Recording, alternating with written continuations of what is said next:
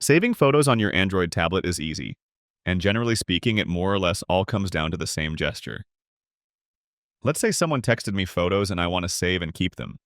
I'll go to Messages and pick the conversation where I want to save photos. To save a photo, I can simply tap and hold the photo, and you'll see a little download button appear on the top of my screen. Tap that, and the photo gets saved on your tablet. I can repeat the same thing for each photo I want to save. Or if I tap a photo to view if full screen, I'll have that same download button available in the top right corner.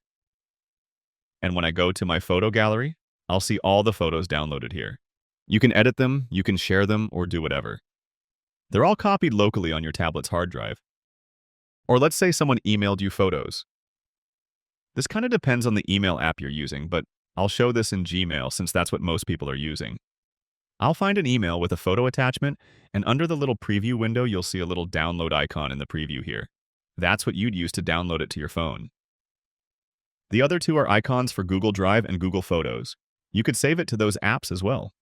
If I open the photo and then tap the three little dots on the top right corner, I will only get the option to save this in either Google Drive or Google Photos. I don't like how they're pushing you into Google's apps instead of the native photo gallery on my tablet. So just be aware of where and how the photo is saved.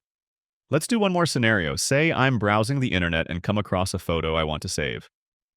Similar to Messages, just tap and hold the photo, and from the menu that pops up, we'll choose Download Image.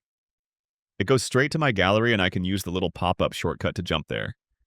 And that's how you save photos.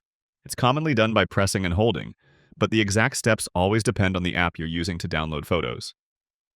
Click the like button if this helped, and subscribe for more easy guides like this.